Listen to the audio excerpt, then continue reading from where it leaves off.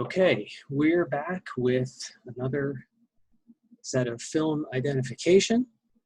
This time, we'll discuss a sternum exam.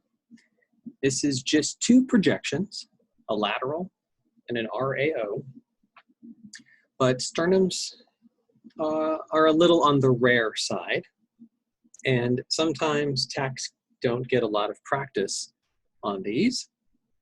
So we'll talk about what you need to do to get a good sternum image. I'm going to start with the lateral. This is by far the easier of the two to position.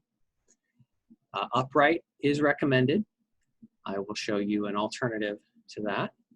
But with your patient standing against the bucky, note we have quite a lot of OID inherent to this exam. You just can't get your patient's sternum directly against the bucky and also have them in a true lateral position. So to counteract the magnification that OID will bring, I recommend that you increase your SID to 72 inches rather than 40 inches. The extra distance will work to counteract the magnification of the sternum. So you want your patient in a true lateral, and important that you have them draw their shoulders back as much as possible. It's kind of puffing out the chest and removing the shoulders and some of the pectoral soft tissue away from the bony anatomy.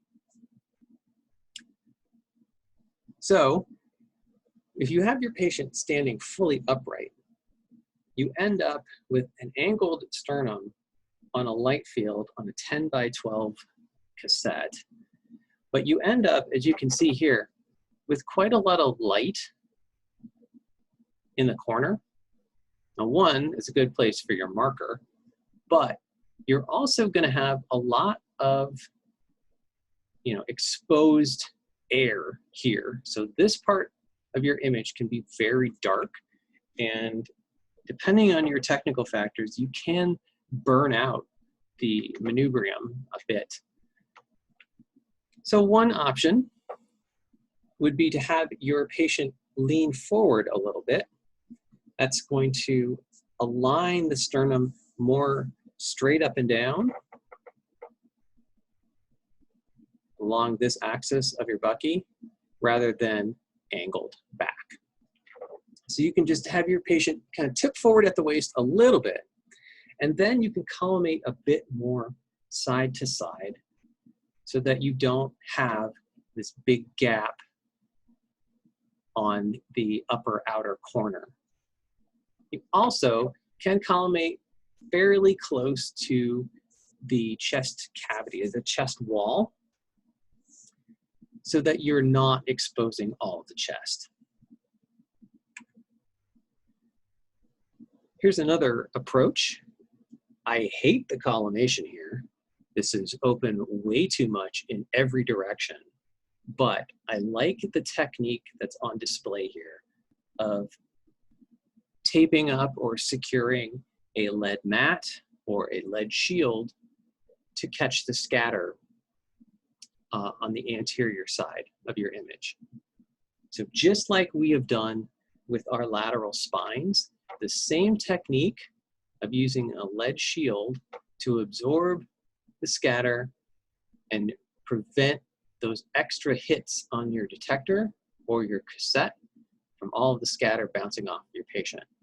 So that this will intercept those, and you'll have a clear view of the sternum going right across there. Note the marker placement here.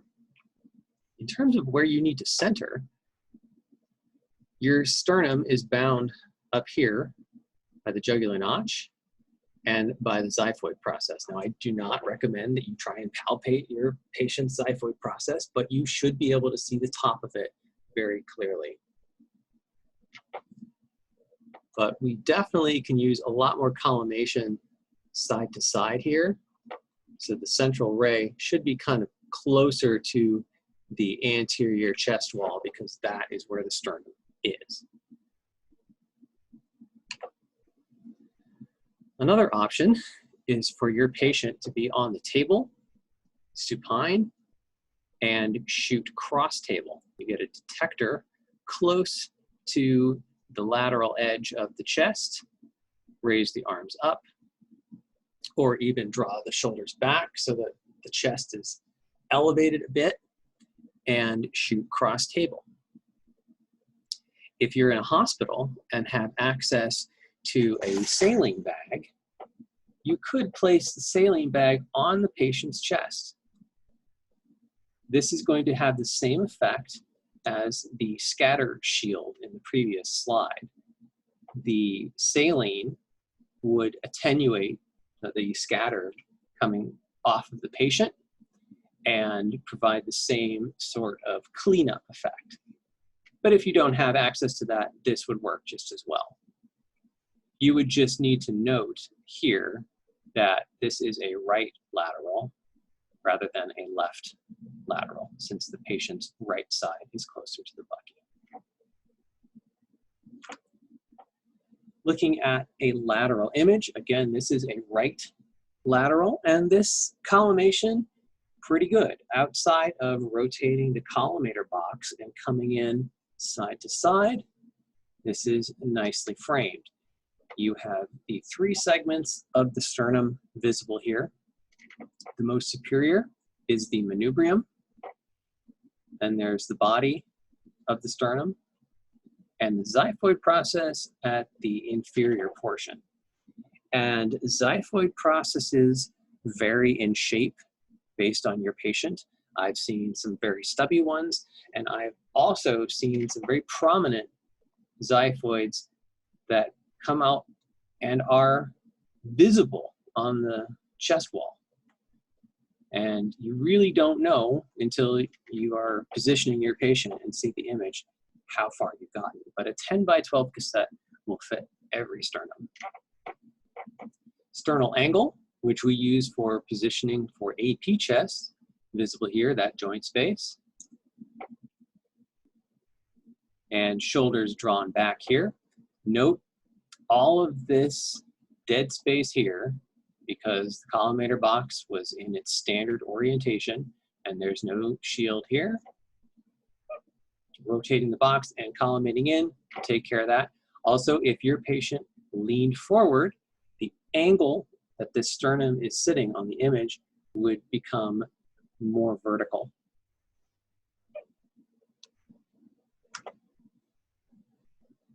Here's another sternum, this time not too easy to see the detail of the anatomy. And this is the picture that I found. It's of limited use here. Note how burnt out the manubrium is, and also how burnt out the xiphoid is. It's too bright down here. And you have all of this. There's no anatomy on half of this image. So that computer has to account for all of those x-rays hitting that dead air of the cassette. And that can affect your exposure index number, and it can affect your post-processing. Another sternum. This time, manubrium is all enclosed, all included, I should say. The body, I can't see the bottom. I don't know if it's clipped off here, and the xiphoid not visible. So compare the detail that you see on this picture versus the other two. You should be able to see from the top of the manubrium to the bottom of the xiphoid on your lateral image.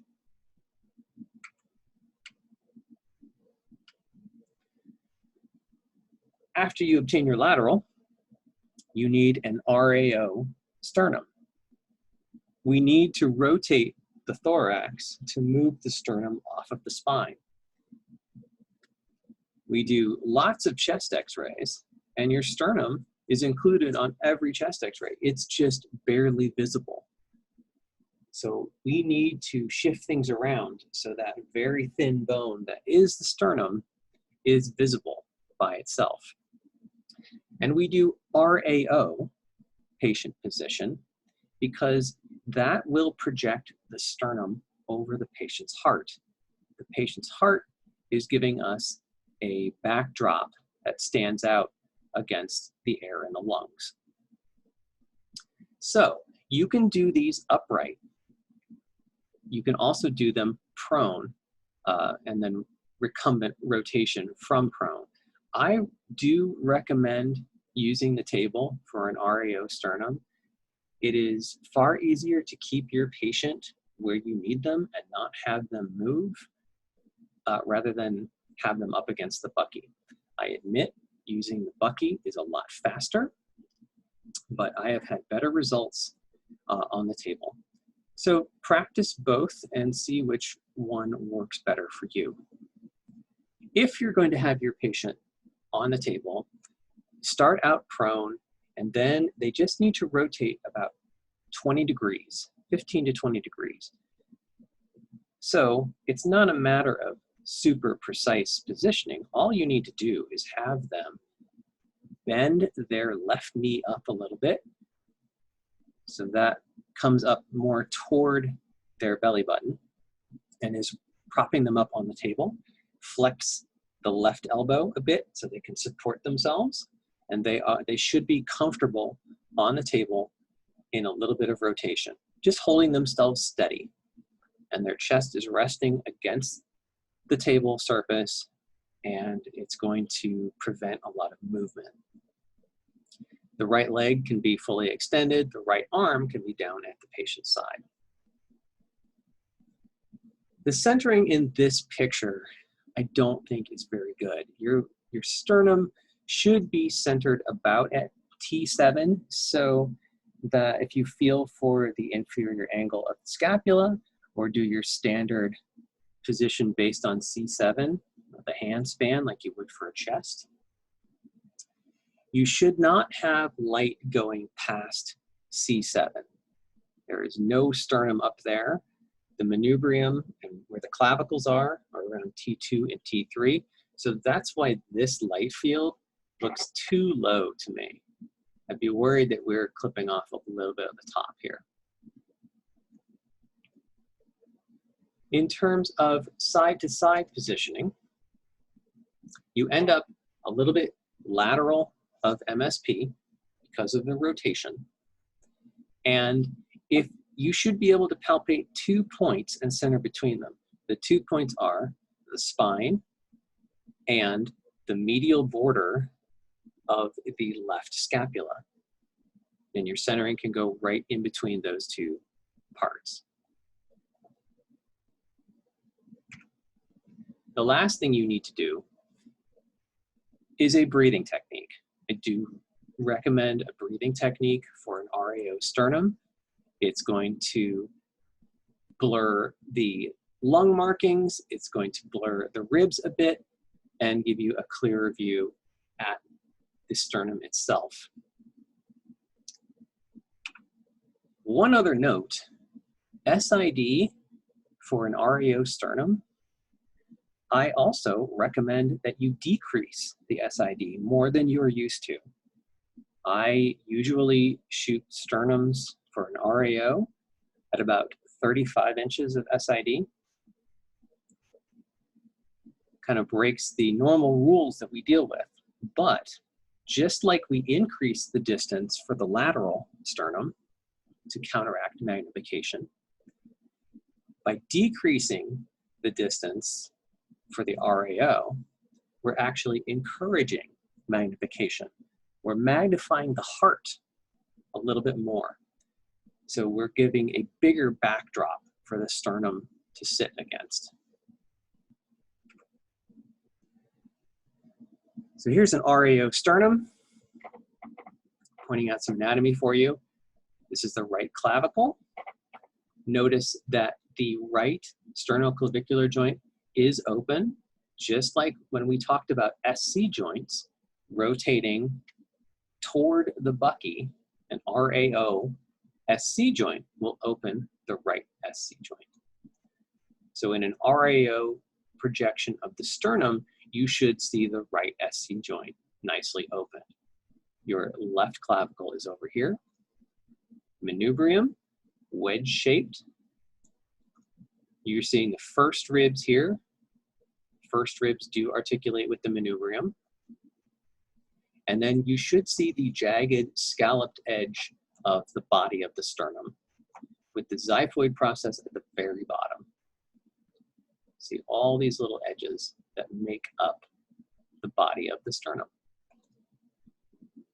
Your scapula is superimposed here, pointing out the inferior angle. And this looks a little bit more than 20 degrees to me. The more you oblique your patient, the more the sternal body is going to angle out laterally. So if you really rotate them quite a lot, and you have your 10 by 12 cassette in its standard lengthwise orientation, you run the risk of the xiphoid being projected off the edge if you have rotated your patient too much. Here's another RAO sternum. This one, less rotation, but still showing everything quite well. Notice the difference in how close this sternum is to the spine versus over here, quite a distance between spine and sternum. And here, less of a distance. So the patient was obliqued less for this projection, and the sternum itself is not swinging out laterally as much as it is in this example. Left clavicle again, here overlapping the manubrium because we are in RAO position, which opens this right SC joint. First rib articulating with the manubrium here. This is the left first rib, right first rib over here. Sternal angle, where manubrium and sternal body articulate. Scalloped blade of the body, and xiphoid process at the bottom. For your breathing technique, you really do want about at least 2 seconds, which means based on the shorter SID that I recommend, you will not need very much mass in a DR system. So you want to bring your MA down very low so that you can get a longer exposure. You don't want to over irradiate your patient just to get a good view of the sternum. And that's it. See you next time.